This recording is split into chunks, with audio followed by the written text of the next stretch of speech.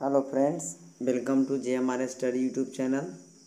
आज हम लोग इस वीडियो में क्लास 10th के मैथ के एक बहुत ही महत्वपूर्ण टॉपिक दो चर वाले रैखिक समीकरण युग्म के बारे में चर्चा करेंगे, जो हमारे आगामी बोर्ड परीक्षा के लिए महत्वपूर्ण साबित होगा। तो चलिए शुरू करते हैं। इसके कुछ इम्पोर्टेंट फैक्ट्स को हम लोग देखते हैं। जैसे रैखिक समीकरण ax plus B Y plus C is equal to 0 का आलेख एक सरल रेखा होती है।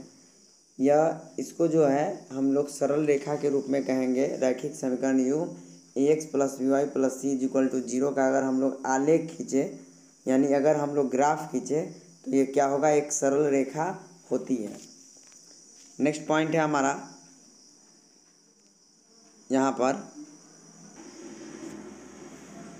यहाँ अगर देखें तो रैखिक समीकरण युग्म क्या है। यहाँ पर देखिएगा, रैखिक समीकरण युग्म a1x plus b1y plus c1 is equal to 0 तथा a2x plus b2y plus c2 is equal to 0 के हल होने की शर्त क्या होता है।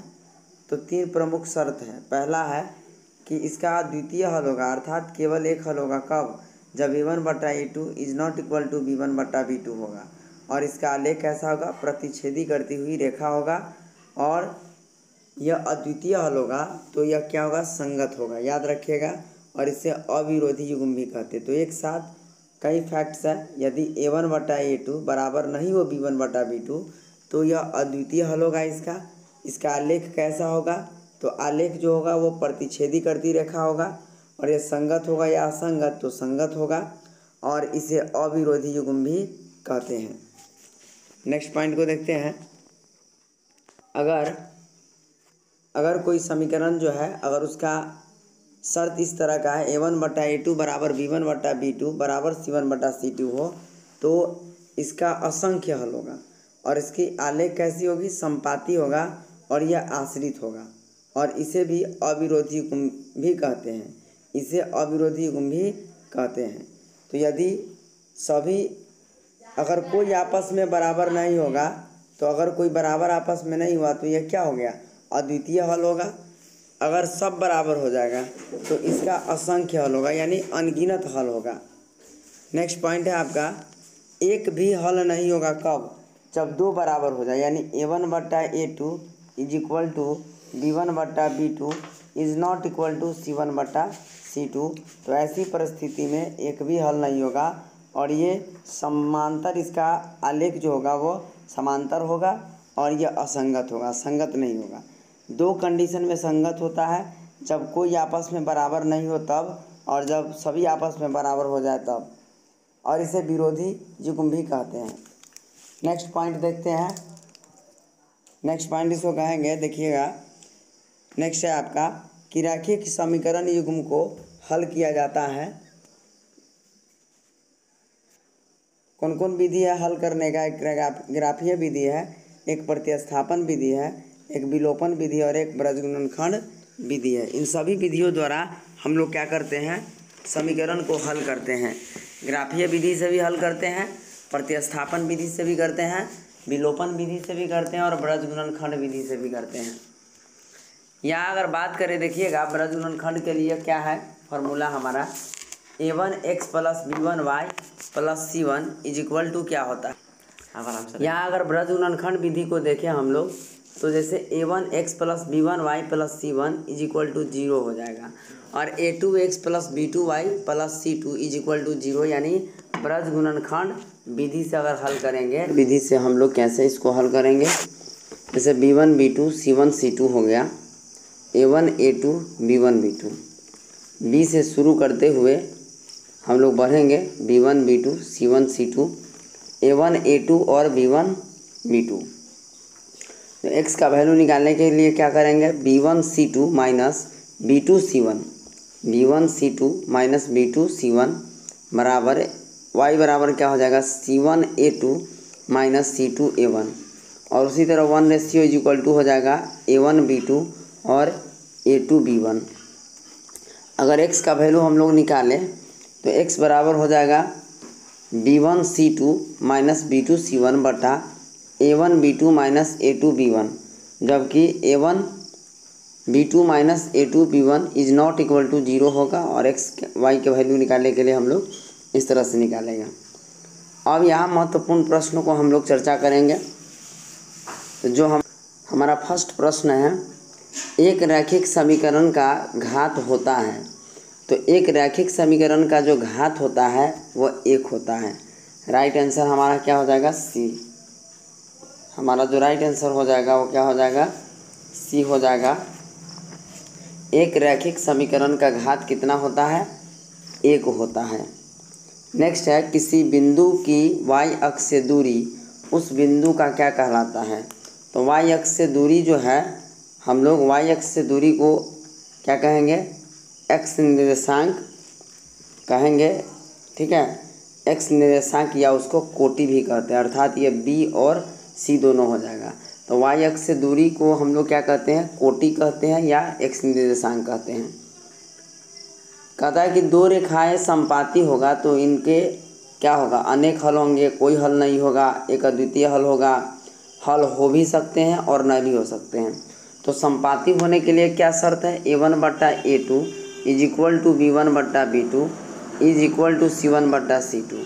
जब सभी आपस में बराबर हो जाए तो उसका अनंत अनेक हल होगा, और अनेक हल होने के शर्त में ही जो उनका आलेखीय निरूपण होगा वो क्या होगा? संपाती होगा, अर्थात इसका क्या हो जाएगा? अनेक हल होंगे। 4 नंबर क्वेश्चन है, यदि दो रैखिक समीकरणों के आलेख एक बिंदु पर काटे तो समीकरण निकाय निम्नलिखित में से किस प्रकार का होगा?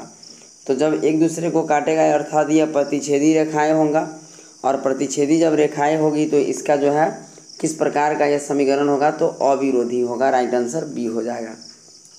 नेक्स्ट है, दो रैखिक समीकरणों के आलेख प्रतिच्छेदी रेखाएं हो तो रैखिक समीकरण युग्म का हल होगा। तो अद्वितीय हल होता है। प्रतिच्छेदी रेखाएं अगर आलेखीय निरूपण हो, इसका मतलब यह है कि A1/A2 is not equal to B1/B2, और इस केस में क्या है?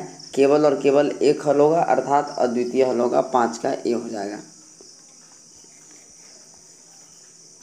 6 नंबर क्वेश्चन है, दो चरों में रैखिक समीकरण युग्म का हल निम्नलिखित में से कौन होगा?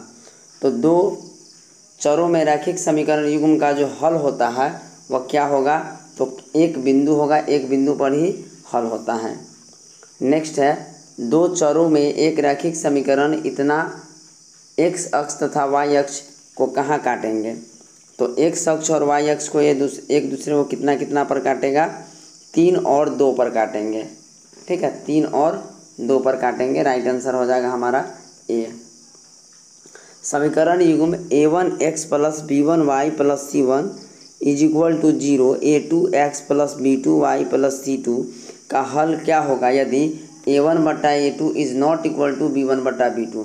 तो केवल एक हल होगा, अर्थात अद्वितीय हल होगा। 8 का बी हो जाएगा।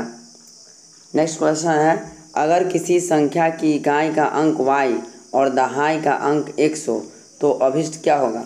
तो इकाई का अंक y है और दहाई का अंक x है, इसका मतलब 10x प्लस y हो जाएगा। तो राइट आंसर बी हो जाएगा। नेक्स्ट है, 3x plus 2y is equal to 10 हो, अगर x का मान 2 है तो y का मान कितना होगा? तो x के जगह पर हम 2 रखें तो 3 दूना 6, 10 में से 6 जाएगा 4, और 2 गुना में यानी 2y बराबर में 4, तो 2 दूनी 4, यानी y का वैल्यू कितना हो जाएगा? 2। राइट आंसर 10 का ए हो जाएगा।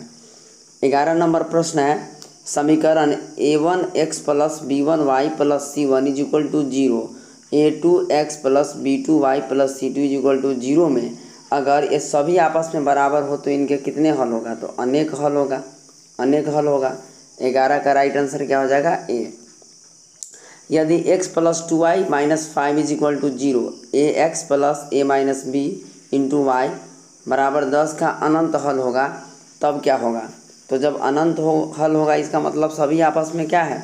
बराबर है, और जब सभी आपस में बराबर है तो उस परिस्थिति में a और b दोनों का मान यानी a plus B is equal to 0 हो जाएगा। D answer. के किस मान के लिए समीकरण इतना का हल संपाती होगा? तो संपाती होने का मतलब क्या है? सभी आपस में बराबर होगा, यानी 1/2 इज इक्वल टू 2/, के इज इक्वल टू 9/18। तो अगर हम यहाँ पर हल करें तो क्या हो जाएगा, अगर हम यहाँ हल करें तो हो जाएगा आपका 9k या 9 दूनी 18 तो 2 दूनी 4, यानी अगर 13 का राइट आंसर हमारा क्या हो जाएगा 2 दूनी 4, यानी k का मान कितना हो जाएगा 4। राइट आंसर 13 का सी हो जाएगा। 14 नंबर है ax + by + c = 0 दो चर वाला समीकरण होगा यदि क्या होगा, अगर ये दो चर वाले समीकरण कब होगा, जब इसमें जो है a is not equal to 0 और b is not equal to 0 होगा, तब ये दो चर वाले रैखिक समीकरण होगा। दो रेखाएं समांतर हो तो उनके हल क्या होगा, तो जब दो रेखाएं समांतर हो इसका मतलब क्या है, उसका कोई हल नहीं होगा, अर्थात a1/a2 is equal to b1/b2 is not equal to c1/c2। ठीक, तो ये होगा कोई हल नहीं होगा, 15 का सी। 16 नंबर प्रश्न है के किस मान के लिए समीकरण इतना और इतना का हल संपाती होगा। बात वही है 1/2 is equal to 2/4 sorry 2/k है इज इक्वल टू 7/14। तो 7 दूनी 14, के का मान कितना 4, यानी राइट आंसर हमारा कितना हो जाएगा 4, यानी सी। नेक्स्ट है युगपत समीकरण 2x + 3y is equal to 5 और 4x + 6y is equal to 9 निकाय है। तो कैसा है भाई, 2 यहाँ अगर करें x1/x2 2/4 3/6 और 5/9, तो 2 दूनी 4 और 3 दूनी 6, तो ये दोनों आपस में बराबर है। a1/a2 is equal to b1/b2 is not equal to c1/c2। तो ऐसी परिस्थिति में कोई हल नहीं होगा, राइट आंसर ए हो जाएगा, 17 का ए। 18 नंबर प्रश्न है रैखिक समीकरण युग्म के आलेख संपाती हो तो उनके कितने हल होगा। संपाती होगा तो इसका अनेक हल होगा, राइट आंसर सी हो जाएगा। तो इस तरह से दो चर वाले रैखिक समीकरण के कुछ महत्वपूर्ण बिंदु फैक्ट्स को देखें, साथ ही साथ कुछ प्रश्नों को देखें। यदि आपको यह वीडियो अच्छा लगे तो प्लीज़ हमारे स्टडी यूट्यूब चैनल को लाइक